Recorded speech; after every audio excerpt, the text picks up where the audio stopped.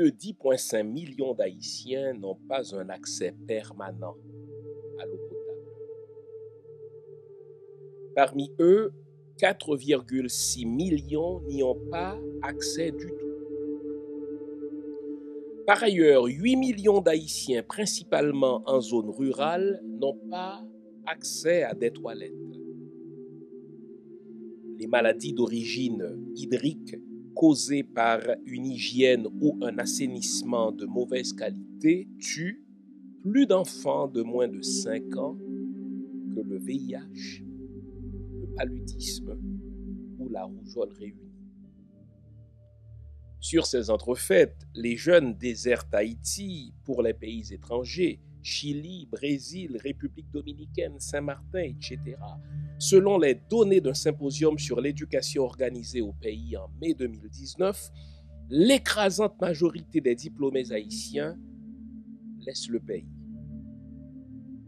Selon le diplomate Fernando Estimé, en moyenne, 500 Haïtiens s'envolent vers le Chili chaque jour, avec au minimum $1,000 américains comme argent de poche, après avoir payé $1,200 pour le billet d'avion. Cela fait environ 1,1 million de dollars américains par jour qui laissent Haïti à un moment donné.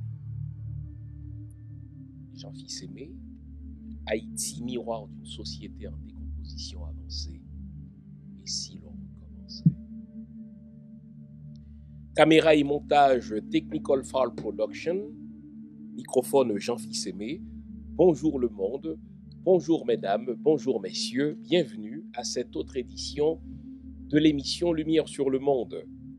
Comment allez-vous? Content de vous retrouver ce dimanche encore pour une émission de réflexion sur nos maux, une émission de réflexion sur nos problèmes.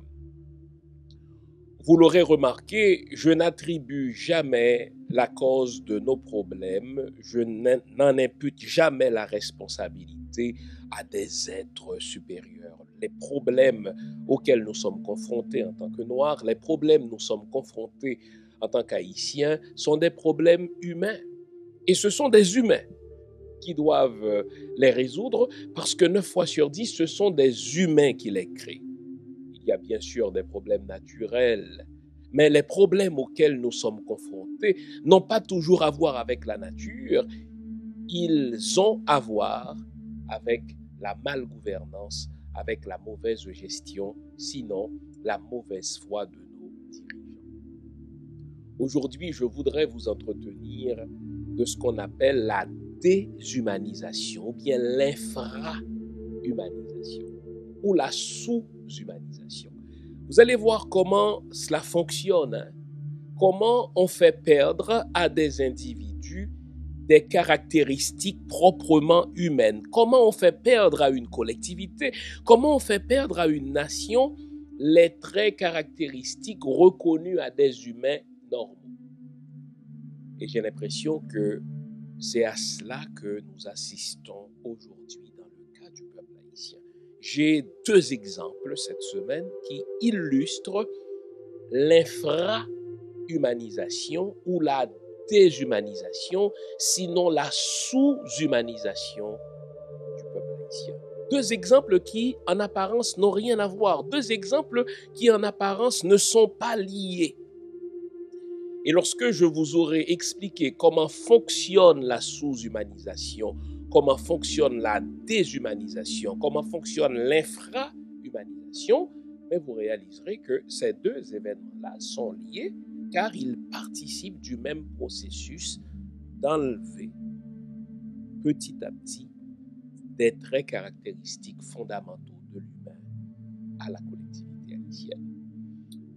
Vous avez besoin de votre café ce matin, vous avez besoin de toute votre attention. Aussi, vais-je vous inviter à partir de cet instant à vous offrir une bonne tasse de thé, une bonne tasse de café, une bonne tasse de chocolat chaud, bref, tout ce qui est de nature à vous garder éveillé, car aujourd'hui encore, nous allons nous dire les vraies affaires. Et vous réaliserez que nos problèmes sont beaucoup plus complexes qu'on ne pense. Nos problèmes sont en réalité pensés dans des machines. Nos problèmes sont pensés par des gens qui veulent faire de nous, n'est-ce pas, le contre-exemple de l'autodétermination des peuples. Allez donc vous offrir cette tasse de café et revenez-nous après la pause que voici. Je serai là, c'est promis. À tout à l'heure. Beauté, Nangadef, comment nouer la famille? Où trouver les livres du docteur Fils-Aimé? Très simple. Sur son site internet au www.jeanfilsm.com ou sur Amazon, amazon.com, amazon.ca. Vous pouvez aussi nous écrire directement par email ou par Facebook. Dans tous les cas, c'est plus de 13 ouvrages sur diverses thématiques qui vous attendent. Un beau cadeau à se faire ou à offrir à nos proches. On est ensemble. Voilà, avant la pause, on s'était promis de parler de déshumanisation, de sous-humanisation, d'infra-humanisation du peuple haïtien. Ça, ce sont des mots, sous-humanisation, déshumanisation, infra-humanisation, que les sociologues, que les psychologues utilisent pour expliquer comment on peut amener un individu ou un groupe d'individus à perdre petit à petit tous les traits caractéristiques d'un humain normal. Quels sont les traits caractéristiques d'un humain normal? En général, un humain est en mesure d'évaluer une situation, d'évaluer la dangerosité d'une situation et de prendre la décision qui s'impose. D'ailleurs, par le passé, on a dit justement que nous avons dans notre cerveau à peu près 3 étages, la théorie de 3 cerveaux en un, qui a déjà été une théorie très vantée, n'est-ce pas, dans les sciences du cerveau, en particulier dans les années 60. Eh bien, on nous fait réaliser qu'il y a en particulier des aires de notre cerveau qui sont responsables, n'est-ce pas, de la notion de solidarité, de la notion d'empathie, de la notion, n'est-ce pas, d'évaluation de la dangerosité d'un événement. Mais on peut aussi amener cette aire-là de notre cerveau à ne plus réagir par tout un processus dans lequel, justement, on enlève un à un les traits caractéristiques d'un humain. En sorte que la sous-humanisation, la déshumanisation ou l'infra-humanisation, c'est tout ce processus-là qu'on met en place lorsqu'on veut réduire un humain à l'état d'animal. On a vu ça à travers l'histoire, en particulier dans des situations de guerre. On a vu ça à travers l'histoire, en particulier dans des moments de torture, n'est-ce pas? Eh bien, on a expérimenté le processus de déshumanisation, le processus de sous-humanisation, le processus d'infra-humanisation, entre autres, n'est-ce pas, pendant la Seconde Guerre mondiale sur les Juifs, mais bien avant la Seconde Guerre mondiale, toute la période appelée la période de l'esclavage, toute la période dite de la colonisation des peuples noirs par les peuples européens sont des processus de déshumanisation, sont des processus de sous-humanisation, sont des processus d'infra-humanisation. C'est-à-dire, lorsque vous amenez un humain à ne plus prendre conscience de son état, ou alors lorsque vous arrivez à convaincre un humain de son infériorité par rapport à d'autres humains, c'est qu'on est déjà dans la sous-humanisation, on est déjà dans la déshumanisation, on est déjà dans l'infra-humanisation. Pour déshumaniser une collectivité, pour sous-humaniser un groupe d'individus, ou bien pour infra-humaniser, n'est-ce pas, un peuple, il y a des outils qu'on utilise. L'un des outils qu'on utilise, c'est l'information. On va livrer des informations toutes cuites à ces individus, on va livrer des informations toutes cuites à ces groupes d'individus et on va les amener à croire à ces informations-là. les faisant perdre, n'est-ce pas, petit à petit leur capacité de jugement, leur capacité de raisonner. Ça, c'est un outil. La fausse information ou la désinformation. On va voir comment, dans le cas d'Haïti, c'est à l'œuvre là. Ou d'autres outils, on va priver ce groupe d'individus du primum vivere, du minimum que ça prend à un humain pour vivre. Et au fur et à mesure que cette privation, n'est-ce pas, s'accentue, eh bien, ce groupe d'individus, ou cette nation, ou cette collectivité, ne réagira plus comme des humains. Ce groupe d'individus va réagir comme des reptiliens. Ce groupe d'individus va réagir comme des animaux. D'ailleurs, c'est pas pour rien que dans le passé, on a parlé du cerveau reptilien, on a parlé du cerveau limbique, on a parlé du cerveau néocortex. C'est comme si, quand on prive un groupe d'individus des besoins primaires, eh bien, ce groupe d'individus-là n'est plus en mesure de faire appel aux aires du cerveau qui sont dans le néocortex. Vous obligez ce groupe d'individus-là à réagir comme des reptiliens, puisque là, ils se sentent, ces individus-là, confinés à trouver comment résoudre leurs besoins primaires et donc à réagir comme des reptiliens. Regardons deux événements qui ont fait nouvelle dans l'actualité haïtienne cette semaine. Il y a un événement qui paraît insignifiant. Et pourtant, cet événement-là participe lui aussi de la déshumanisation du peuple haïtien. C'est-à-dire, on lui donne des informations toutes cuites, l'empêchant ainsi de réfléchir cette population-là par elle-même. Ce faisant, on est en train de faire du contrôle social qui va aboutir à la sous-humanisation, à la déshumanisation.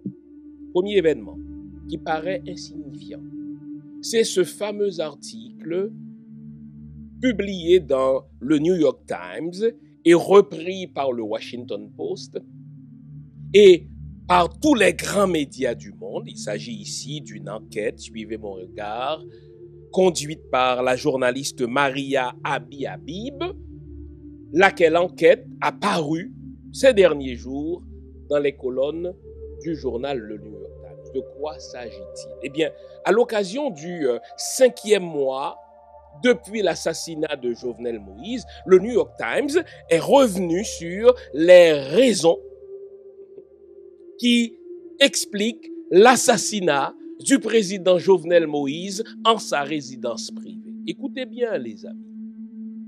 Et tout ce que cette journaliste, après une longue enquête, nous dit-elle, mais tout ce que le New York Times a à nous fournir comme explication pour, n'est-ce pas, l'assassinat du président Jovenel Moïse, c'est que le président Jovenel Moïse, sous la plume de Maria Habib, dans un article encore une fois paru dans le New York Times et repris par le Washington Post, ai-je besoin de vous rappeler que ce sont probablement les deux plus imposants journaux du peuple américain. On nous dit que Jovenel Moïse a été assassiné parce que il construisait lui-même une liste des néotrafiquants, des narcotrafiquants, n'est-ce pas, en Haïti, liste qu'il avait l'intention de livrer à la DIA pour que la DIA puisse arrêter les narcotrafiquants. Vraiment?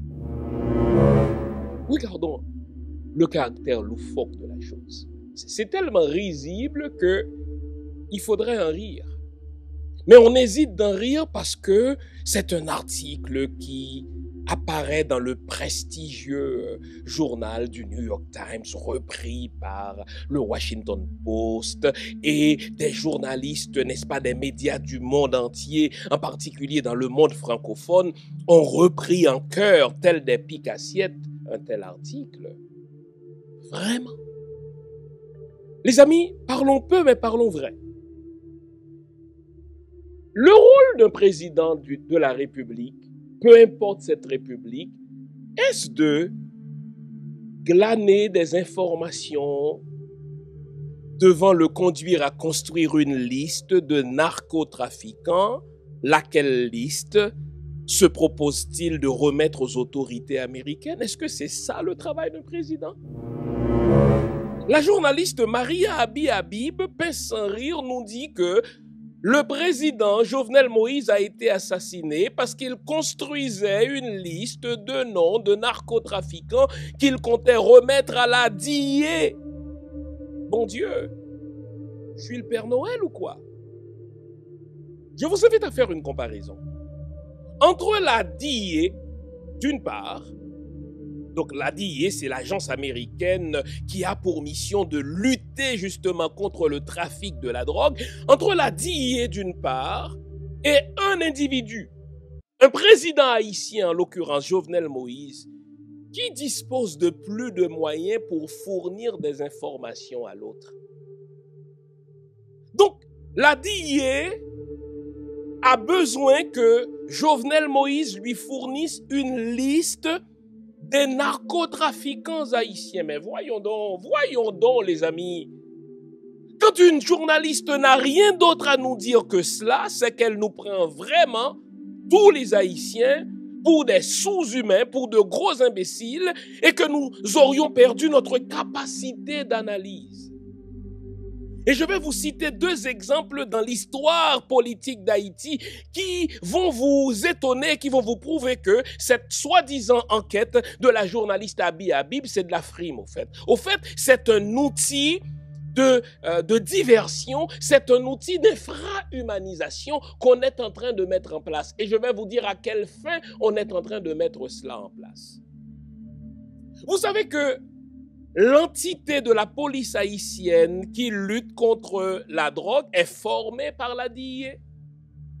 Savez-vous que des agents de la DIA ont leur propre bureau, n'est-ce pas, à l'aéroport d'Haïti et que ces gens-là n'ont même pas besoin d'autorisation de l'État haïtien pour entrer en Haïti, pour arrêter des gens qu'ils considèrent comme des narcotrafiquants parce que eux-mêmes disposent d'informations et généralement, pour ne pas dire toujours, c'est la DIA qui informe les autorités haïtiennes, quand elle veut bien le faire, qu'un tel ou une telle a les mains liées dans le trafic de la drogue.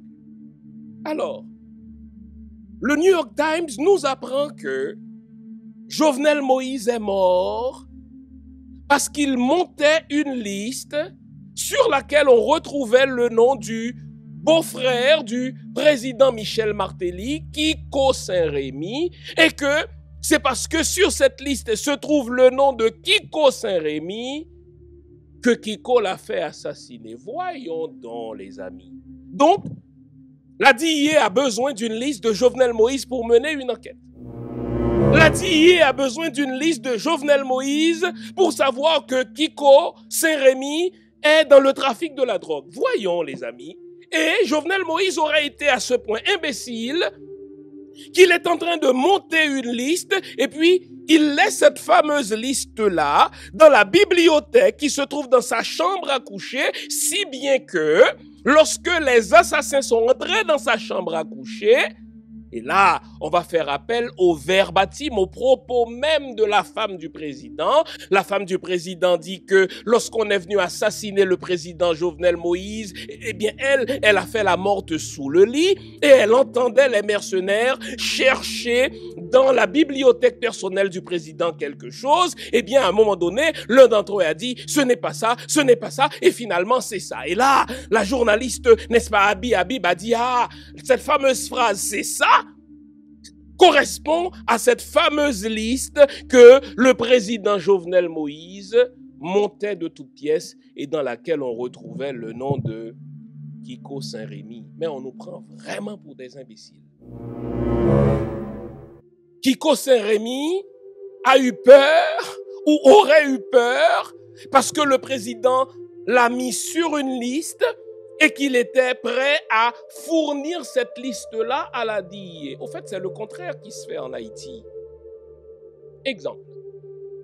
En 88, le président Leslie François Maniga est élu président d'Haïti.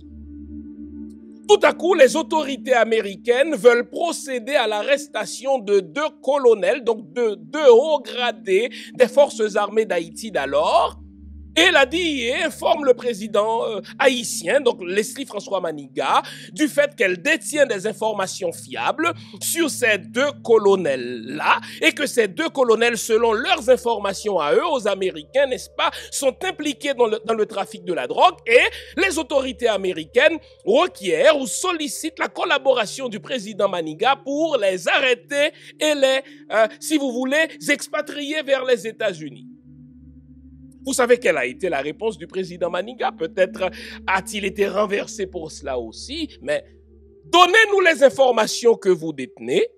Si elles sont fiables, nous accuserons nous-mêmes les 2 colonels et nous les jugerons nous-mêmes en Haïti. Mais nous n'avons pas besoin de vous transférer de colonels au prétexte que vous, les Américains, vous détenez des informations sur des hauts gradés de notre armée pour que vous puissiez les juger. Si vous avez de telles informations, soumettez-les nous. Nous, on va les analyser et au besoin, on va accuser ces 2 hauts gradés de l'armée. Qu'est-ce que vous devez retenir? Dans le cas de ces 2 hauts gradés de l'armée en 88, ce n'est pas Leslie François Maniga qui a monté une liste, ce n'est pas Leslie François Maniga qui a fourni des informations sur des soi-disant narcotrafiquants à la DIA, c'est plutôt la DIA qui a informé le président américain du fait que dans son armée, il y a 2 hauts gradés qui font dans le trafic de la drogue. Autre exemple, il y a quelques mois, l'émissaire spécial de Joe Biden, Daniel Foote, qui est arrivé en Haïti quelques jours seulement après l'assassinat de Jovenel Moïse, a fait une déclaration fracassante. Quelle a été cette déclaration? Selon nos informations, dit-il, en sa qualité de diplomate américain, tous les membres du Parlement haïtien, à l'exception d'un seul, Patrice Dumont, sont impliqués dans la drogue. Mais cette information-là, c'est pas Jovenel Moïse qui lui a fourni cette information-là. Eh bien, ce sont les services de renseignements américains, avec les moyens dont ils disposent, avec les ressources humaines, les ressources financières, les ressources technologiques dont ils disposent, ces services de renseignement-là qui informent l'ambassade américaine et par l'ambassade américaine, l'envoyé spécial de Joe Biden, Daniel Foote, que tous les parlementaires haïtiens font dans le trafic de la drogue. Autre élément donc à retenir, qui est au fait le même élément, dans ce cas précis, on n'est plus en 88, on est en 2021, dans le cas précis de la déclaration fracassante de Daniel Foote, ce n'est pas un responsable haïtien qui informe les services secrets américains de l'existence, n'est-ce pas, de parlementaires qui font dans le trafic de la drogue, c'est plutôt le contraire. C'est la DIA qui informe l'État haïtien.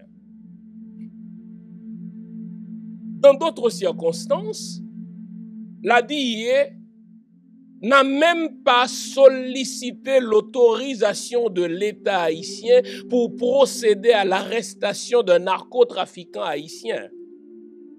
Je ne vais même pas vous parler du cas de Guy Philippe, qui fut élu sénateur, n'est-ce pas, je crois, c'était en 2016, enfin je cite de mémoire, il venait d'être élu et les Américains en avaient gros sur le cœur contre lui. On lui reprochait à tort ou à raison d'être impliqué dans le trafic de la drogue. Eh bien, qu'est-ce qui s'est passé? Eh bien, un avion de la DIA est entré en Haïti et a été arrêté, Guy Philippe, avec la complicité de la police haïtienne, parce que la DIA disposait d'informations au terme desquelles ce sénateur haïtien qui venait d'être élu faisait dans le trafic de la drogue.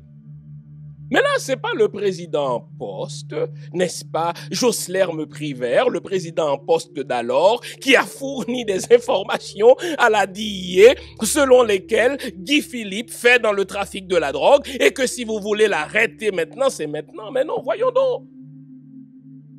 La DIA dispose de plus d'informations que les responsables haïtiens eux-mêmes. Et ce qu'il y a d'intéressant dans la manière dont ils ont arrêté Guy Philippe, Guy Philippe revenait, selon ce qu'on me dit, n'est-ce pas, d'une rencontre au Parlement haïtien. À la suite de sa rencontre, il devait accorder une entrevue à une certaine station de radio. On a attendu qu'il ait donné son entrevue à la radio et quand il est sorti, n'est-ce pas, des policiers haïtiens de concert avec des policiers de la DIA l'ont arrêté et, le temps de le dire, il a été embarqué dans un avion officiel américain.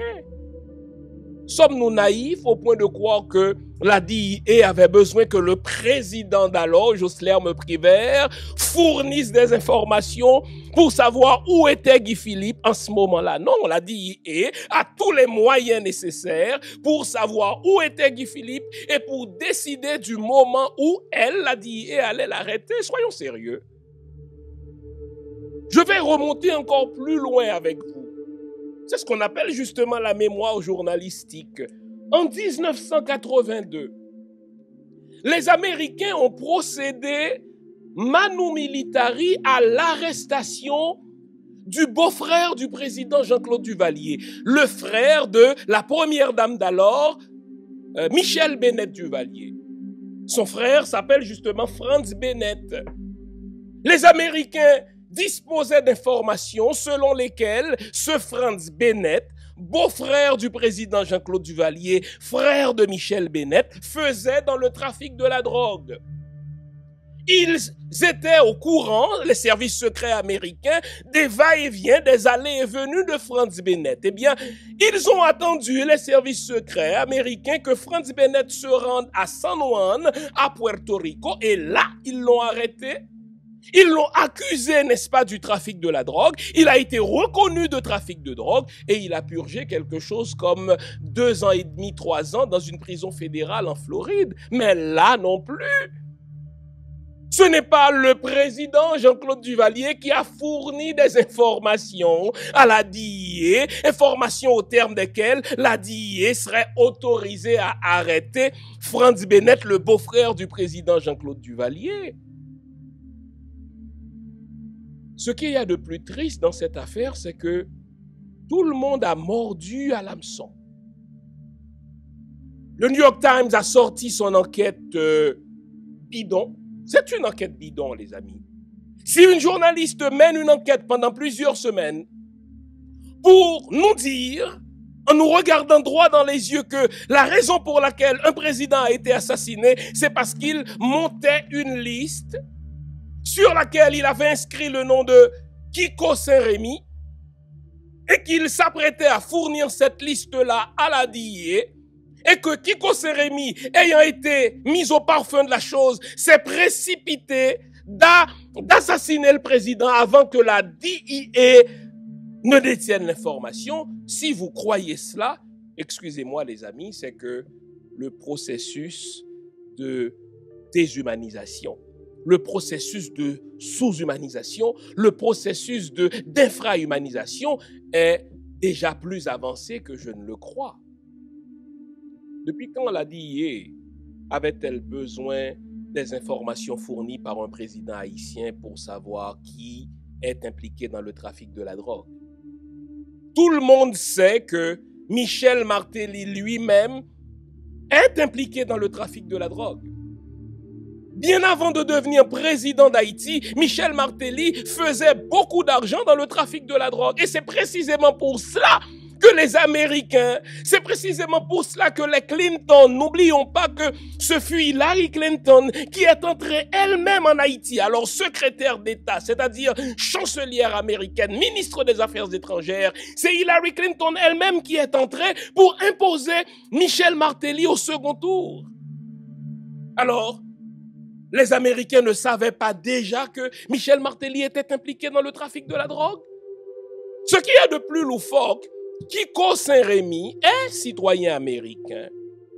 Ce qu'il y a de plus risible, Michel Martelly réside depuis un certain temps aux États-Unis. Donc, si ces informations-là sont viables et fiables, et bien sûr, la foi de cette enquête de la journaliste Maria Habib, qu'on aille arrêter Kiko Saint-Rémy, qu'on aille arrêter Michel Martelly et qu'on n'en parle plus, comme on l'a fait quand il fallait arrêter le frère de Michel Bennett, beau-frère de Jean-Claude Duvalier, Franz Bennett en 82. Comme on l'a fait quand il fallait, n'est-ce pas, arrêter, n'est-ce pas, Guy Philippe autour des années, 2016, je crois, sous Jocelyn Privert. Alors Guy Philippe, tout sénateur qu'il fut, dis-je, fut arrêté par la DIA et transporté sur un avion officiel américain. Alors là, on nous fait croire à cette nouvelle toute cuite que Jovenel Moïse construisait une liste. Sur cette liste se trouve Kiko Saint-Rémy. Et c'est pour ça qu'il a été assassiné. Ok, si c'est vrai, maintenant qu'on le sait, Kiko Saint-Rémy n'est pas sorti du bois. Je vais vous mettre en garde contre quelque chose. Dès que vous voyez, je suis un homme de médias moi-même, je fais de la radio depuis l'âge de 15 ans, imaginez. Dès que vous voyez tous les médias reprendre en boucle la même nouvelle, commencez par en douter. On est dans du contrôle social. On est dans du conditionnement social. On est en train de nous dire, ne regardez pas ailleurs, regardez de ce côté-ci. Au fait, c'est de cela que participe cet article-là. C'est intéressant, le New York Times l'a publié, le Washington Post l'a repris, le seul journal haïtien, le Nouvelliste, a repris le même foutu article. Et ce qu'il y a, c'est que des journalistes français ont repris sur leur chaîne cette enquête bidon comme si on vient de résoudre l'énigme de l'assassinat de Jovenel Moïse. Savez-vous ce qu'on est en train de nous dire? On est en train de nous dire, on a résolu le problème de l'assassinat, circulez, plus rien à chercher. Si les Américains laissent paraître cet article-là dans les 2 plus prestigieux journaux de leur pays, c'est que les Américains ont quelque chose à cacher, les amis. J'aime à dire que un mensonge est vertueux. Vous savez quelle est la vertu d'un mensonge? Le mensonge révèle toujours où se trouve la vérité.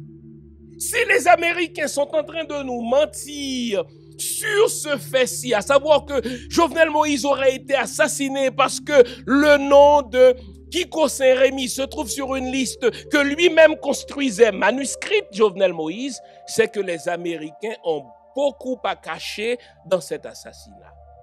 Au fait, je vous l'avais dit dès le 7 juillet dernier, pour comprendre l'assassinat de Jovenel Moïse, il faut aussi l'expliquer par la géopolitique. Le site internet du docteur Jean-Fils Aimé s'est refait une beauté. Suivez-moi, on va le découvrir ensemble.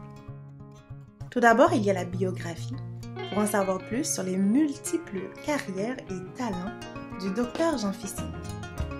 Ensuite, il y a la boutique. Dans la boutique, vous allez trouver les livres, les audios, les formations, mais aussi le service de mentorat. Commençons par les livres. Dans les livres, vous trouverez le plus récent livre du docteur Jean-Fils Aimé, Être noir, une fabrication occidentale, en français et en anglais. Vous trouverez aussi le livre sur Haïti, en français et en anglais. Et bien entendu, les autres livres du docteur Jean-Fils Aimé sont disponibles aussi.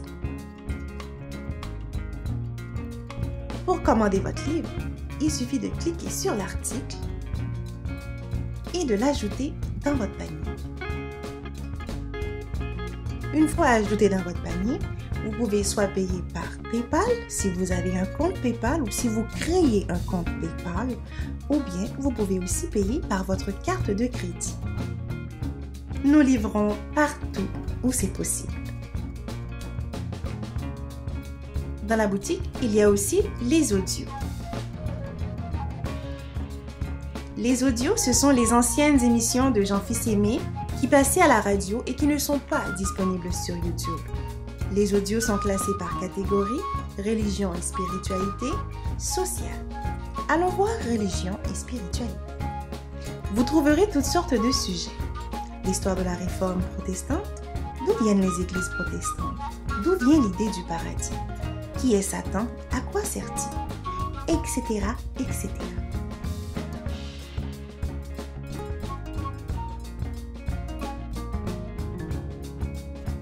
Dans la boutique, il y a aussi les formations. Les formations, c'est un service à venir. suivez une formation en groupe avec Jean Fils-Aimé. On trouve aussi le service de mentorat, service à venir. Développez vos aptitudes avec Jean Fils-Aimé comme mentor. Pour ne rien manquer du service de mentorat et des formations, inscrivez-vous à notre infolettre.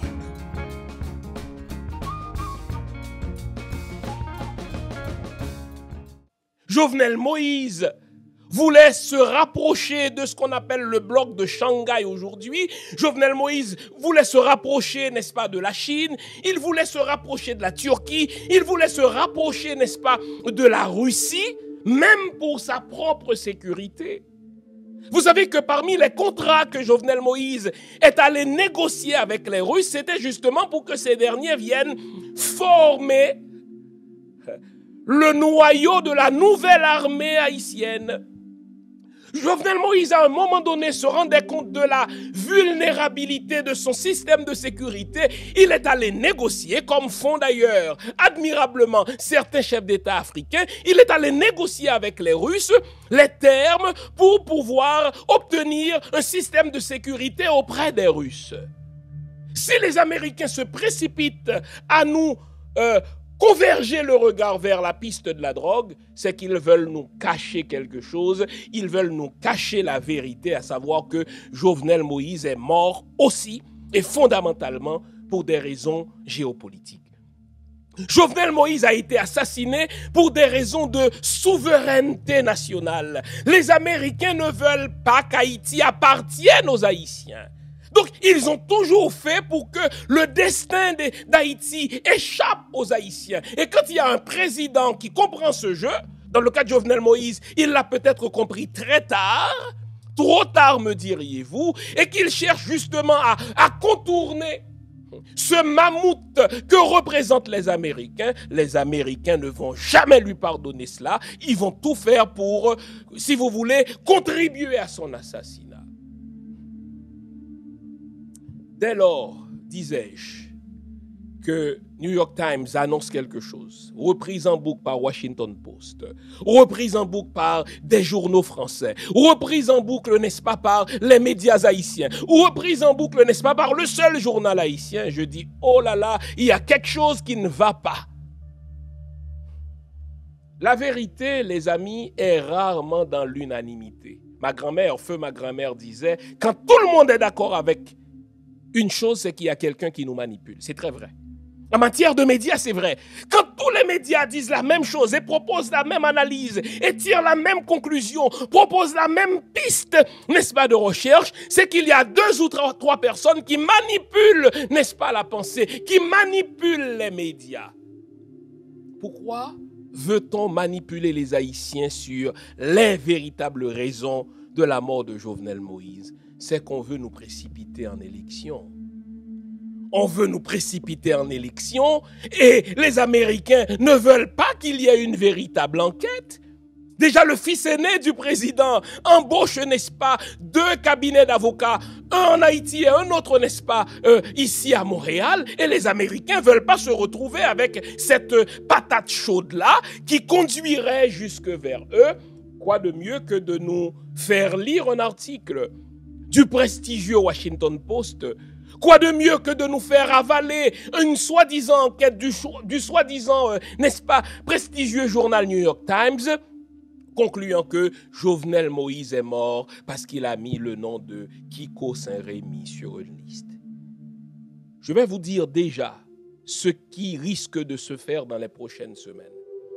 Ce ne serait pas impossible que les Américains procèdent à l'arrestation de Kiko Saint-Rémy pour appuyer cette piste-là.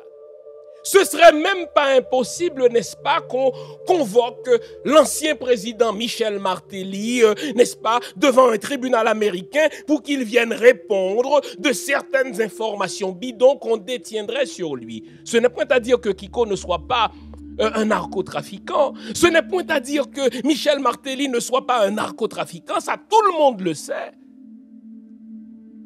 Mais ce qu'on est en train de nous faire, c'est de nous donner une nouvelle toute cuite. On nous donne du tout cuit dans le bec et puis on vous dit circulez, il n'y a plus rien à voir. Quand tout le monde est d'accord sur une piste, c'est qu'il y a 2 ou 3 personnes qui nous manipulent. Au fait, je vais vous dire comment travaillent les services de renseignement. Quand les services de renseignement veulent faire du contrôle social, quand les services de renseignement veulent faire du conditionnement, ils balancent une information dans des médias prestigieux. Ils utilisent cette information-là comme un ballon d'essai. Et si on y croit, on dit, écoutez, c'est réglé. C'est ce qu'on est en train de nous faire. On est en train de nous dire, maintenant qu'on sait que c'est Kiko Saint-Rémy qui est responsable de la mort de Jovenel Moïse, circulez, il n'y a plus rien à voir, on va finir par arrêter Kiko Saint-Rémy. Pour l'instant, business as usual, allons aux élections, on maintient le système. C'est pour cela qu'il faut défaire ce système. Parce que les Américains, n'est-ce pas, nous font ce coup-là à chaque fois. Car ils ne veulent pas que nous soyons maîtres de notre destin. Pour des raisons géopolitiques, Haïti doit rester, selon les Américains, ce territoire transnational qui va servir les intérêts des autres, qui va servir les intérêts des Américains, mais pas ceux des Haïtiens. Ouvrons-nous les yeux, les amis. C'est trop facile. Parmi toutes les responsabilités énormes qu'un président de la République doit assumer, on vient de lui en imposer une autre, construire une liste de narcotrafiquants. Voyons donc. Où sont passés les agents de renseignement haïtiens? C'est à eux de construire cette liste-là. Où sont passés les services secrets de la police haïtienne? Mais c'est à eux de faire ce boulot-là. En réalité, c'est le contraire qui se fait. Vous avez des services de renseignement qui viennent informer le président que dans son entourage, il y a des narcotrafiquants. Et alors là, il prend la décision qui s'impose. En général, c'est la DIA qui vient informer le président. On l'a vu dans le cas, n'est-ce pas, du président Martelly, quand il fallait arrêter, n'est-ce pas, du président Maniga, dis-je bien, quand en 88, on voulait procéder à l'arrestation de 2 hauts gradés de l'armée, les frères Paul, pour ne pas les nommer.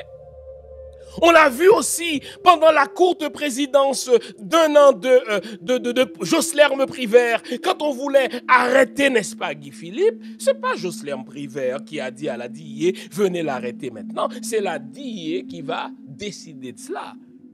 D'ailleurs, il y a même une entente, il y a un accord, il y a une convention signée, je crois, par le défunt président René Préval et le gouvernement américain, accord au terme duquel le gouvernement américain est autorisé à procéder à l'arrestation de tout ressortissant haïtien, généralement quelconque, impliqué dans le trafic de la drogue. On a déjà arrêté des parlementaires, on a déjà arrêté des banquiers, on a déjà arrêté des personnalités, n'est-ce pas, connues en Haïti, et on n'avait pas besoin que le président fournisse des infos, c'est les services secrets qui avaient les infos. Je vous ai déjà raconté cette anecdote. Le président René Préval voulait protéger un certain Duclona. Or, les services secrets internationaux recherchaient ce Duclona-là. Et à chaque fois qu'on voulait procéder à son arrestation, quand le président était informé, eh bien, tout à coup, eh bien, Duclona était informé. Si bien qu'il se déguisait en femme pour aller coucher dans le palais national de René Préval. Mais les services secrets étaient informés. Si bien que moi, quelques années plus tard, eh bien, l'information m'a été transmise justement par un haut gradé des Nations Unies qui me dit, Jean, regarde, à telle date, on a voulu procéder à son arrestation. À telle autre date, on a voulu procéder à son arrestation. Et à chaque fois qu'on informait le président, tout à coup, Duclona se déguisait en femme. Une fois même, il est allé se coucher dans la voiture de la sœur du président. Morale de l'histoire, c'est les services secrets internationaux qui informent les chefs d'État haïtiens sur les narcotrafiquants d'origine haïtienne. Ce n'est pas le contraire. Si on veut nous faire croire le contraire, c'est qu'on veut nous divertir, on veut attirer notre attention sur autre chose. Au fait, c'est de la frime, ça. C'est de la frime, les amis. Les Américains ne veulent pas d'une enquête véritable. Les Américains veulent qu'on arrête de parler de la mort de Jovenel Moïse parce qu'ils ne veulent pas qu'on sache que Jovenel Moïse a été assassiné, entre autres, pour des raisons géopolitiques. Mais regardez à quel point les oligarques meurent de rire. Ils disent, oh là là, on est en train de faire de Kiko Saint-Rémy le bouc émissaire dans cette affaire, alors que tout le monde sait, les amis, que les oligarques se sont cotisés entre eux. Je vous le disais la semaine dernière. Pour financer cette opération, ils sont plusieurs à donner 10 000, 20 000, 30 000, etc. parce qu'ils voulaient se débarrasser de ce gars-là. Alors tout à coup, on choisit un bouc émissaire. Attention, je n'ai pas dit que Kiko Saint-Rémy soit un saint. Au fait, c'est un salaud. Selon toutes les rumeurs, il fait dans le trafic de la drogue, vraiment. Je n'ai pas dit que Michel Martelly soit un saint. C'est un salaud, un grossier personnage qui fait dans de détournements d'argent et dans le narcotrafic aussi. Mais qu'on résolve l'énigme de l'assassinat du président en faisant porter le chapeau uniquement à Kiko Saint-Rémy, c'est nous prendre pour des imbéciles. C'est que les journaux américains et les médias du monde entier, manipulés ainsi par les services secrets américains, veulent qu'on règle la chose et qu'on passe à autre chose. Non, ce n'est pas réglé. L'enquête doit mener à la vérité. On doit savoir qui a planifié cet assassinat. On doit savoir qui l'a financé. On va savoir qui l'a commandité. On doit surtout savoir quel rôle les Américains ont véritablement joué dans cet assassinat. Il me semble que dans les heures qui ont suivi l'assassinat de Jovenel Moïse, les services secrets américains, les enquêteurs américains du FBI et la DIA sont entrés en Haïti. Mais quelles sont leurs conclusions ? Chers amis, la déshumanisation, la sous-humanisation ou l'infrahumanisation consiste aussi à fournir du tout cuit à une collectivité pour l'empêcher d'accéder à la vérité et donc d'avoir accès à sa propre histoire. Je serai là pour vous ouvrir les yeux, avec d'autres bien sûr, pour nous dire, ne tombons pas dans ce piège de l'unanimité des grands médias du monde qui reprennent tels des piques-assiettes les mêmes nouvelles comme si on était incapables, nous, d'enquêter par nous-mêmes et de trouver la vérité. Nonobstant le respect que je dois à cette dame, que je ne connais même pas, eh bien je vais vous dire, son enquête c'est de la frime. Son enquête c'est de la bouillie pour des chats. Si au terme d'une enquête de plusieurs mois, tout ce que vous trouvez à dire, c'est que Jovenel Moïse est mort parce qu'il montait une liste à la main pour remettre à la DIA, c'est que vous nous prenez tous pour des imbéciles et nous sommes loin d'être des imbéciles. Maintenant, regardons le deuxième événement qui s'est produit cette semaine en Haïti et qui participe du même processus de sous-humanisation, d'infrahumanisation ou de déshumanisation.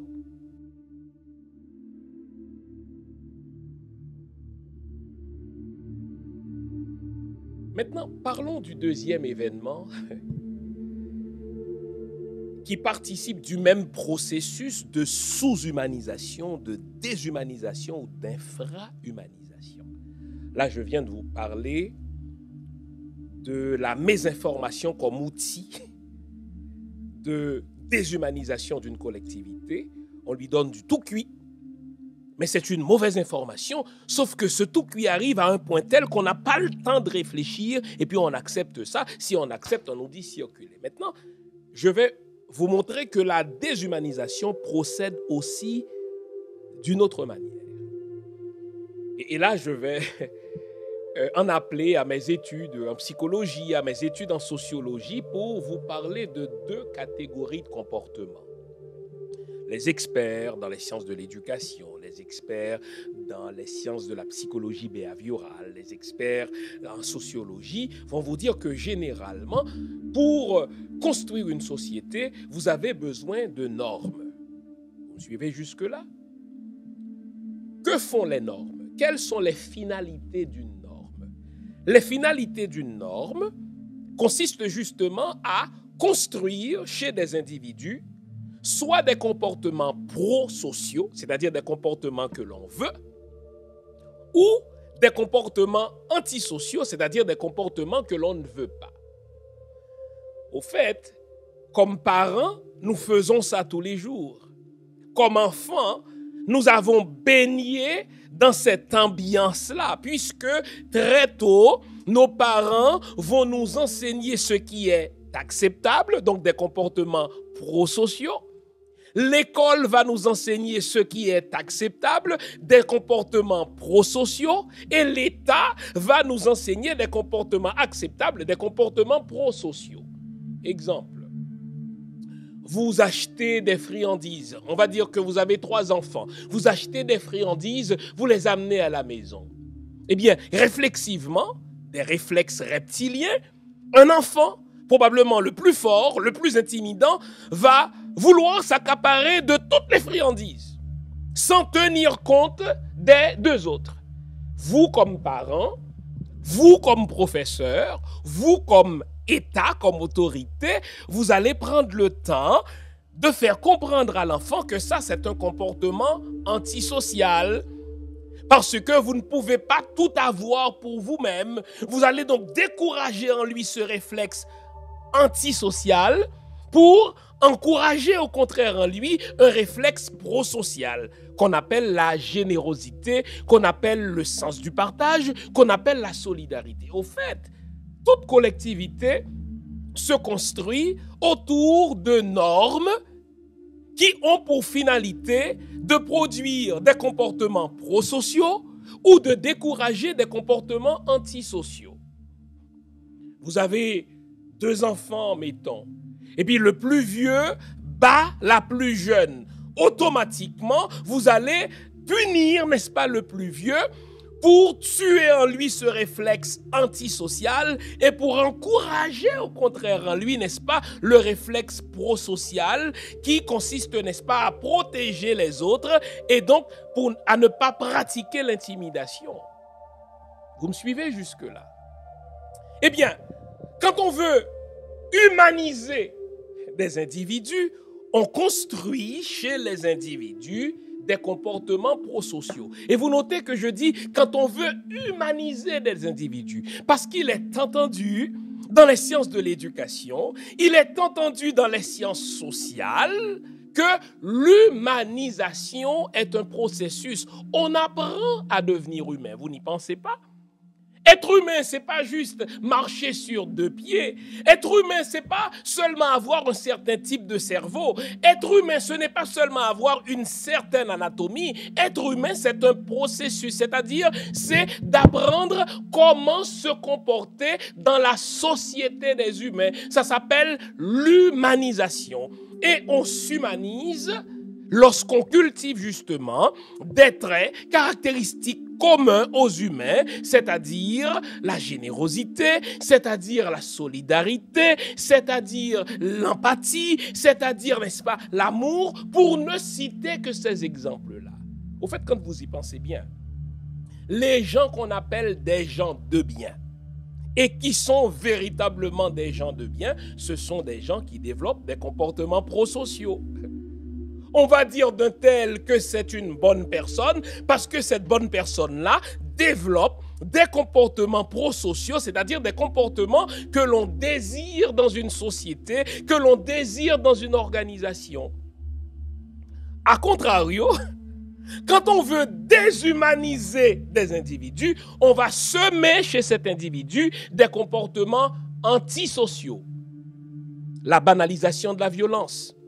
On va semer chez ces individus des comportements antisociaux comme le manque d'empathie, le manque de solidarité. Et pour y arriver, savez-vous ce qu'on va faire?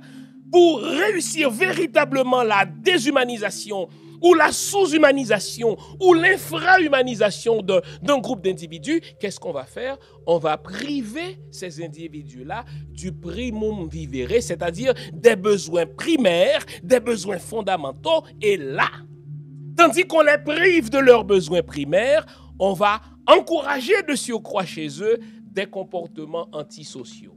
C'est à ça qu'on assiste en Haïti depuis un certain temps.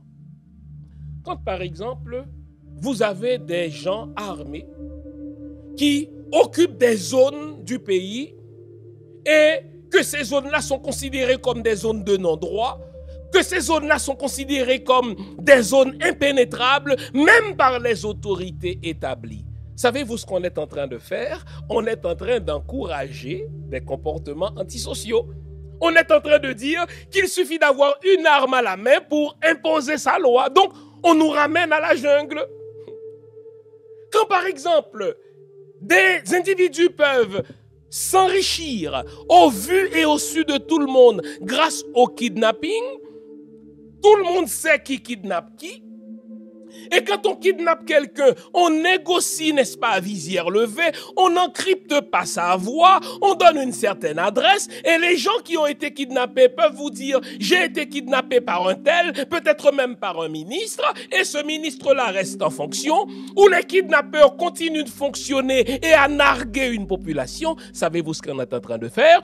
On est en train de nous déshumaniser en encourageant des comportements antisociaux.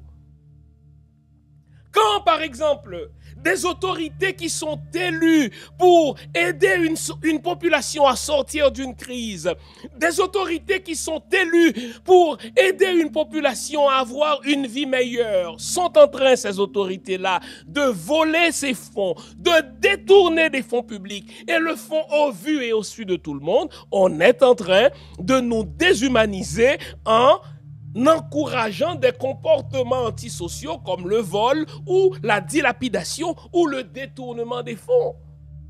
Donc, l'idée de réclamer un procès Petro-Caribé contre, n'est-ce pas, les régimes qui se sont succédés depuis René Préval jusqu'à Jovenel Moïse, ce n'est pas un jeu, c'est quelque chose qui participe même d'un réflexe d'humanisation. Un humain, pour être humain, a besoin de justice. Et quand il vit dans un contexte de déni de justice, on le sous-humanise et au fait, on est en train de semer chez lui des comportements antisociaux. Et la façon la plus efficace d'y arriver, c'est de priver un groupe d'humains de ses besoins primaires. Je vous ai lu dans mon dernier livre sur Haïti, paru en 2018, le fait que l'écrasante majorité des Haïtiens n'a pas accès à l'eau potable, que la plupart des Haïtiens vivent avec moins de $1 par jour. Eh bien, précisément parce que notre peuple est privé de ce primum vivere, à un moment donné, ce peuple-là va être concentré uniquement sur ses besoins primaires.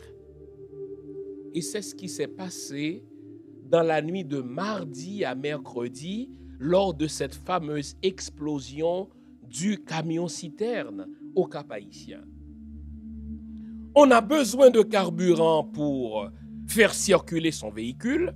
On a besoin de carburant pour, n'est-ce pas, se fournir de l'électricité chez soi, puisque la compagnie d'électricité haïtienne ne sert à rien. On a besoin de carburant pour se faire à manger. On a besoin de carburant, que dis-je, n'est-ce pas, pour répondre à ses besoins fondamentaux. Et voilà que depuis plusieurs mois, on prive les Haïtiens de ce précieux carburant. Savez-vous ce qu'on est en train de faire? On est en train de mobiliser toute son attention. On est en train de mobiliser toute l'énergie du peuple haïtien sur ce besoin-là, le carburant. Et une fois qu'on a mobilisé toute son énergie sur ce besoin-là, il perd toute capacité de jugement pour réfléchir sur autre chose. Imaginez un camion-citerne qui a été renversé en pleine nuit au Cap-Haïtien. Camion-citerne transportant du carburant dont le chauffeur a dit aux gens « Ne restez pas là car ça risque, n'est-ce pas, d'exploser dans les prochaines minutes. » Et les gens, plutôt que d'entendre l'avertissement du chauffeur, mais étant mobilisés autour de ce besoin qu'est le carburant, perdent toute capacité de jugement pour eux-mêmes. Ils ne peuvent plus évaluer la dangerosité de ce camion-citerne. Ils perdent toute notion de solidarité parce que en perçant ce camion-citerne, vous ne vous mettez pas seulement en danger, mais vous mettez la vie des autres en danger. On n'a plus cette capacité de penser aux autres quand nos besoins primaires, n'est-ce pas, ne sont pas satisfaits. Et quand on est déshumanisé, quand on est sous-humanisé, quand on est infra-humanisé, tout ce qui nous intéresse, c'est le besoin immédiat. On a un besoin, on veut le satisfaire tout de suite, sans penser aux conséquences potentielles, sans penser aux conséquences éventuelles. Alors, vous pensez que tout cela arrive par hasard, les amis? Il y a eu du carburant qui est arrivé il y a quelques mois, mais ce carburant n'a pas pu être distribué sur le territoire national parce que des gens armés ont choisi de bloquer ces lieux où le carburant fut stocké. On encourage donc les comportements antisociaux. À un moment donné, l'un de ces jeunes armés a dit « Ça y est, on va vous permettre d'avoir du carburant ». Quelqu'un qui n'est pas une autorité établie, qui, à la pointe de sa mitraille, dit « Écoutez, maintenant je vais permettre la circulation ». Et puis, comme par hasard, il y a eu la circulation du carburant. On continue de nous dire, écoutez, le carburant qui est disponible aujourd'hui n'est peut-être plus disponible pour demain. Alors, qu'est-ce qu'on est en train de faire? On est en train de mobiliser toute notre attention sur ce besoin qui est raréfié, ce besoin qui est fondamental, en sorte qu'on est prêt à tout pour le satisfaire. La question, chers amis, c'est qui a intérêt à faire ça? Prenez le temps de réfléchir. Qui a intérêt dans le fait que, une fois encore, une catastrophe vient de frapper Haïti? Vous l'avez noté? Quand cette explosion d'un camion-citerne est arrivée au Cap-Haïtien, tous les journaux ont commencé par la même satanée phrase, encore une fois, Haïti, l'un des pays les plus pauvres de l'hémisphère, vient d'être frappé par une autre catastrophe. Entre-temps, les États-Unis sont frappés par une catastrophe naturelle. Entre-temps, il y a 10 ans, le Québec a été frappé par l'explosion justement d'un train transportant du carburant et faisant encore plus de tort. Mais personne n'a associé cela à la pauvreté. Personne n'a associé cela à une espèce de fatalité. Pourquoi fait-on cela? L'un de mes amis me dit, Jean, il y a des immigrants illégaux de tous les pays. Savez-vous qu'il y a des Français qui vivent illégalement au Québec? Savez-vous, je vais vous surprendre, qu'il y a des Américains qui vivent illégalement au Canada? Mais personne n'en fait la une de l'actualité. Vous avez quelques Haïtiens qui arrivent, n'est-ce pas, de l'Amérique du Sud, qui tentent de traverser la frontière américaine, et l'actualité fut mobilisée autour des Haïtiens qui veulent entrer illégalement aux États-Unis, comme si c'était une première dans l'histoire humaine. Et tout à coup, on répète les mêmes deux satanées phrases. Ah, Haïti, le pays le plus pauvre de l'hémisphère. Une autre catastrophe qui frappe Haïti, non. Un camion-citerne qui est renversé peut exploser. Parfois, il n'explose pas. D'autres fois, il explose. Donc, ce n'est pas parce qu'il s'agit d'Haïti que ça explose. Mais dans le cas d'Haïti, ce qui intéresse, c'est autre chose. C'est la mauvaise presse qu'on nous fait. Mais c'est aussi le fait que nous sommes à ce point déshumanisés. Nous sommes à ce point sous-humanisés. Nous sommes à ce point infra-humanisés que nous n'utilisons plus les aires de notre néocortex. Nous sommes ravalés au niveau de nos réflexes reptiliens. Tout ce qui nous intéresse, c'est de satisfaire les besoins immédiats sans tenir compte de l'impact que la satisfaction de ces besoins immédiats va avoir sur les autres. Les amis, il faut corriger cela. Qui est responsable de cela? Nos dirigeants d'abord. Quand vous avez des dirigeants qui n'encouragent pas des comportements prosociaux, qui ne punissent pas des assassins, qui ne punissent pas des voleurs, qui ne punissent pas ceux qui sont illégalement armés, eh bien, On est en train d'encourager des comportements antisociaux, donc travailler à la déshumanisation du peuple haïtien. Donc il y a la responsabilité des dirigeants nationaux et cette responsabilité, elle est énorme. Mais il y a la responsabilité aussi de certains dirigeants internationaux. Vous savez, comme par hasard, l'ambassade américaine nous annonce que cette semaine, les Américains vont convoquer une rencontre avec des partenaires internationaux et des dirigeants haïtiens pour réfléchir sur les problèmes d'insécurité et des problèmes économiques d'Haïti. Deux choses insultent. Pourquoi maintenant? Et de deux, est-ce qu'on a besoin d'eux pour résoudre nos problèmes d'insécurité? Est-ce qu'on a besoin d'eux pour résoudre nos problèmes, n'est-ce pas, économiques? Il y a quelqu'un qui presse sur un bouton quand il veut et qui enlève le doigt sur le bouton. Les problèmes d'insécurité, n'est-ce pas, s'accumulent et ont trouvé, n'est-ce pas, leur apogée dans l'assassinat du président Jovenel Moïse.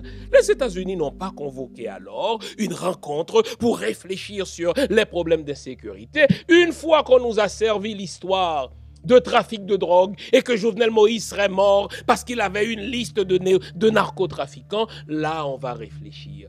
On est en train de nous déshumaniser, on est en train de nous, n'est-ce pas, sous-humaniser.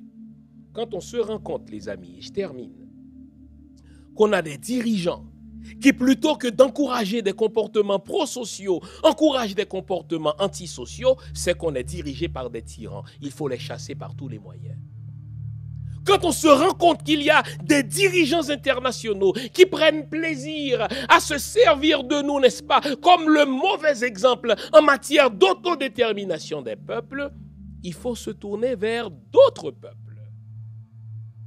Il ne faut jamais accepter comme une fatalité le fait que les Américains contrôlent Haïti, contrôlent l'agenda politique, contrôlent l'agenda électoral. Pour y arriver, il faut un nouvel être haïtien. Pour y arriver, il faut un nouveau groupe d'influenceurs haïtiens. Pour y arriver, surtout, et je termine vraiment là-dessus, je vous l'avais dit il y a quelques semaines, il faut une alliance des gens de bien de ce pays. Il faut une alliance des gens patriotes dans ce pays. Il faut une alliance des gens intègres, des gens compétents de ce pays. Qu'on chasse les tyrans qui sont placés là par les Américains, qu'on les chasse de toutes les manières et que ce pays soit dirigé par un groupe de technocrates compétents, patriotes et intègres. J'espère vous avoir été utile. Toutes ces réflexions, les amis, sont disséminées dans mon livre sur Haïti, Haïti, miroir d'une société en décomposition. Et si l'on recommençait, vous pouvez vous le procurer sur mon site www.jeanfilsaimé.com. Achetez-le, discutez-en en groupe, en famille, et que cette nouvelle Haïti devienne une réalité grâce à l'émergence d'un nouvel être haïtien. Merci de votre attention. À la semaine prochaine. Au revoir.